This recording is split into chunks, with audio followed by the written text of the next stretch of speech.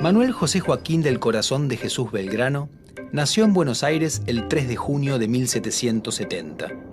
Su padre era oriundo de Oneglia, en la región de Liguria, que actualmente pertenece a Italia. Su nombre era Domingo y su apellido original era Peri, pero lo cambió por Pérez para españolizarlo al instalarse en el Río de la Plata. Luego adoptó otro apellido, Belgrano. Una leyenda dice que se debió a que producía buen trigo, un grano bello. Se casó con María Josefa González Casero, nacida en Santiago del Estero. Era dueño de una de las fortunas más importantes de Buenos Aires.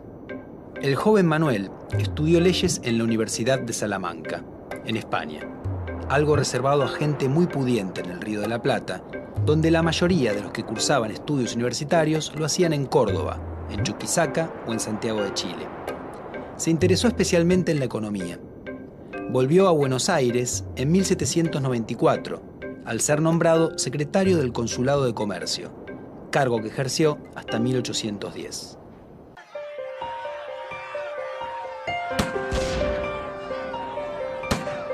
Cuando los ingleses se apoderaron de Buenos Aires en 1806, los miembros del consulado prestaron juramento de reconocimiento a la corona británica.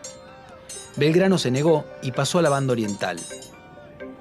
Volvió a la ciudad después de la Reconquista y se incorporó a las milicias voluntarias que se formaron para enfrentar un posible nuevo ataque. Belgrano ingresó al cuerpo de patricios, que agrupaba a los nacidos en Buenos Aires, y fue elegido sargento mayor del regimiento.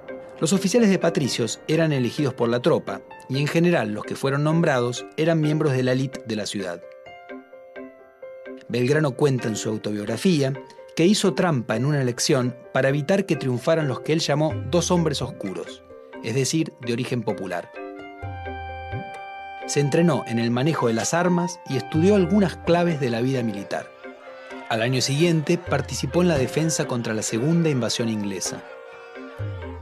En mayo de 1810, Belgrano formó parte del grupo revolucionario y fue nombrado vocal de la primera junta.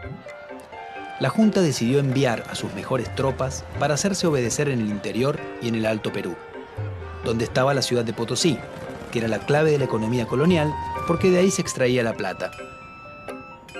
Pero también decidió enviar una segunda expedición a Asunción del Paraguay, para obligarla a plegarse al movimiento revolucionario. El mando del pequeño ejército le fue otorgado a Belgrano, que no era un militar profesional, pero sí un revolucionario decidido. La precaria expedición fue derrotada y el Paraguay no aceptó más la preeminencia de Buenos Aires. Belgrano estaba ligado a los grupos morenistas, es decir, seguidores del pensamiento del fallecido Mariano Moreno, que impulsaban cambios importantes. Los que gobernaban cuando regresó a Buenos Aires eran sus rivales, los moderados saavedristas, pero en septiembre de 1811 los saavedristas fueron removidos del gobierno y se nombró al primer triunvirato en lugar de la Junta. Este designó a Belgrano jefe de los patricios.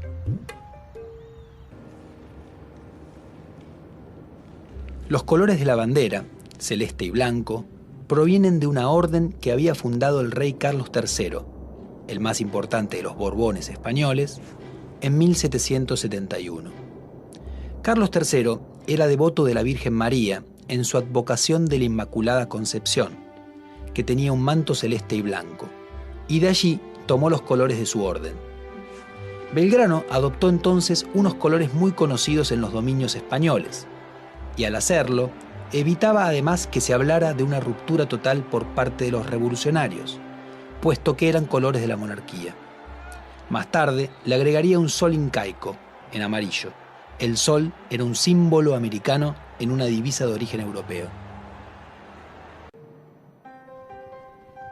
Después de su paso por Rosario, Belgrano fue enviado a hacerse cargo del desorganizado Ejército del Norte, que luego de la Revolución había ocupado el Alto Perú, la actual Bolivia, pero después había sido vencido y estaba en retirada. En la ciudad de Jujuy hizo bendecir la bandera por él creada y motivó a los restos del ejército. En esa emergencia, Belgrano ordenó a los pobladores de Jujuy y de Tarija abandonar sus casas y bienes para no dejar nada al alcance del ejército enemigo que avanzaba hacia el sur. Se aplicó la política de tierra arrasada y se incendiaron campos sembrados. El movimiento pasó a la historia como el Éxodo Jujeño. Belgrano logró reorganizar el ejército en Tucumán y allí, pese a que las autoridades en Buenos Aires no querían arriesgarse a hacerlo, decidió enfrentar el avance de los contrarrevolucionarios. Los derrotó en la decisiva batalla de Tucumán, en septiembre de 1812, uno de los combates más importantes de la Guerra de Independencia Sudamericana. Avanzó luego hacia el norte y volvió a triunfar en Salta, en febrero de 1813. Entusiasmado, continuó hacia el Alto Perú, pero allí fue vencido en 2 batallas, Vilcapugio y Ayohuma, y su ejército sufrió bajas enormes. Después de eso, debió entregarle el mando al general José de San Martín, enviado desde Buenos Aires.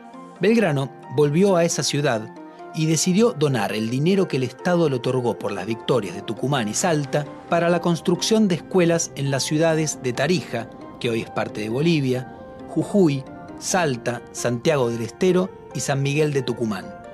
Pero en medio de las convulsiones de la guerra no se construyeron. En 1814 viajó a Europa para negociar apoyos a la Revolución Rioplatense, pero no tuvo éxito. Europa estaba derrotando a Napoleón y con el retorno del absolutismo en todo el continente, cualquier movimiento revolucionario era considerado algo terrible. Eso convenció a Belgrano, que antes era más radical, a proponer una monarquía constitucional para independizar a los territorios revolucionarios. Pensaba que eso sería mejor aceptado. Lo expuso en 1816 ante el Congreso que declaró la independencia en Tucumán, independencia en la que intervino activamente, presionando a los congresales para que dieran ese paso. Su propuesta era entronizar a un descendiente de los incas llamado Juan Bautista Túpac Amaru, sobrino del famoso Túpac Amaru, que había sido descuartizado después de rebelarse contra el dominio español en los Andes. La idea permitiría ganar la adhesión de las poblaciones originarias andinas y daría una legitimidad americana a una monarquía. Sin embargo, su propuesta no tuvo ningún eco. Mientras San Martín preparaba su expedición a través de los Andes para atacar a los realistas que dominaban Chile y dejaba la frontera norte de las Provincias Unidas en custodia de las milicias y las tropas irregulares que dirigía Martín Miguel de Güemes, Belgrano se hizo cargo otra vez del muy disminuido Ejército del Norte, estacionado en San Miguel de Tucumán. De allí se marchó tras unos años, muy enfermo de hidropesía. Al pasar por Santiago del Estero, su antiguo subordinado Manuel Dorrego, quien culpaba a Belgrano por haber sido alejado del ejército, disfrazó a un loco de general e hizo que desfilara delante de la casa donde estaba Belgrano, para burlarse de él. Regresó a Buenos Aires sin dinero y murió pobre el 20 de junio de 1820. Como la provincia estaba atravesando una gran crisis política, casi nadie reparó en ese momento en su fallecimiento.